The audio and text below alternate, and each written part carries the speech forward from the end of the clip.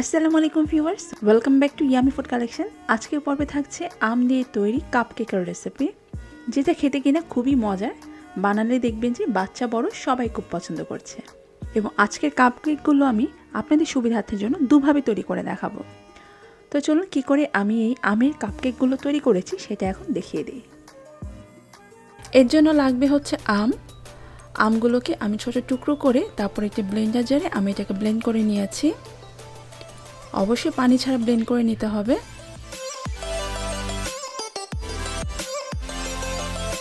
আর এরপরে একটি স্ট্রেনারে আমি এটাকে ভালোভাবে ছেঁকে নিচ্ছি, এতে করে আমের এক্সট্রা আঁশগুলো আলাদা হয়ে যাবে।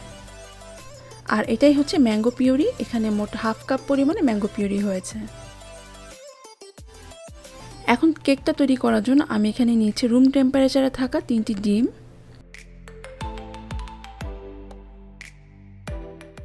এখন একটি ইলেকট্রিক বিটারের সাহায্যে আমি এটাকে একটু বিট করে নিচ্ছি।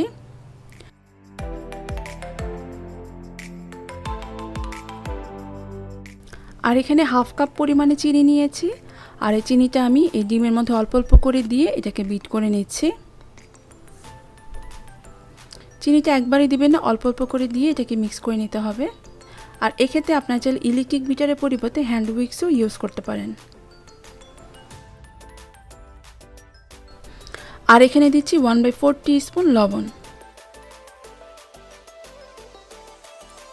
এখন এই ডিমের মিশ্রণটা বিট করতে করতে যখন এর কালারটা চেঞ্জ হয়ে আসবে এবং একটা ফোমি টাইপের হয়ে আসবে, এরপরে এর মধ্যে দিচ্ছি 1/4 কাপ তেল, 1 চা চামচ ভ্যানিলা এসেন্স।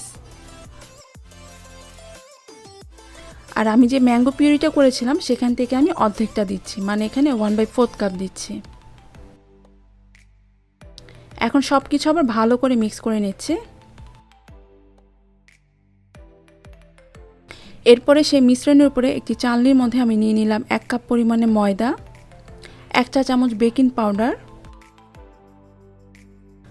আর খুবই সামান্য একটু অরেঞ্জ ফুড কালার, তবে এটা একেবারেই অপশনাল।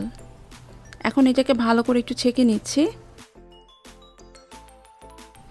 এখন সব কিছু আলতো হাতে ভালো করে মিক্স করে নিলাম। আজকের কেকগুলো তৈরির জন্য আমি কাপকেকের মোল্ড ইউজ করছি, তবে আপনারা চাইলে কিন্তু এই কেকটা একবার একটি মোল্ডের মধ্যে তৈরি করে নিতে পারেন। একেবারে ভরে দেওয়া যাবে না, একটু গ্যাপ রাখতে হবে। এভাবে করে একটু ট্যাপ করে নিচ্ছি, এতে করে এর ভিতরে এয়ার বাবলসগুলো চলে যাবে। আজকের কেকটা আমি দুভাবে তৈরি করে দেখাবো। এর জন্য একটি পাত্রের মধ্যে বসিয়ে দিলাম একটি স্ট্যান্ড।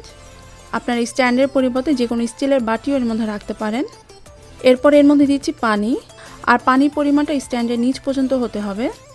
এখন ঢেকে অপেক্ষা করতে হবে পানির মধ্যে বলক আসা পর্যন্ত। কিছুটা কেক আমি ওভেনে তৈরি করে নিচ্ছি।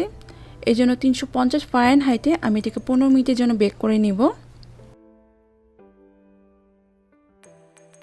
যখনই পানির মধ্যে বলক চলে আসবে তখনই সেই কেকের মোল্ডটা আমি এর মধ্যে বসিয়ে দিলাম। এখন এটাকে ঢেকে চুলার আঁচ মিডিয়ামে রেখে এই কেকগুলোকে আমি 15 মিনিটের জন্য ভাপে তৈরি করে নিব। প্রায় 15 মিনিট পর ভাপে তৈরি করা এই কাপকেকগুলো এখন হয়ে গিয়েছে। একটি স্টিকের মাধ্যমে এটা চেক করে দেখাচ্ছি। এই দেখুন কাঠিটি ক্লিন হয়ে বের হয়েছে, তার মানে কেকটি হয়ে গিয়েছে। অন্যদিকে ওভেনের কেকগুলোও হয়ে গিয়েছে।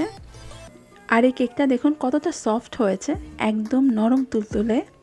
আপনারা বাসায় এটি অবশ্যই বানাবেন এবং সেই সাথে আমাকে জানাবেন যে আপনাদের কেমন লেগেছে। আমার আজকের রেসিপিটি ভালো লেগে থাকলে লাইক, শেয়ার এবং সাবস্ক্রাইব করে আমাকে সাপোর্ট করবেন। আজকের মতো তাহলে বিদায় নিচ্ছি। সবাই খুব ভালো থাকবেন। আল্লাহ হাফেজ।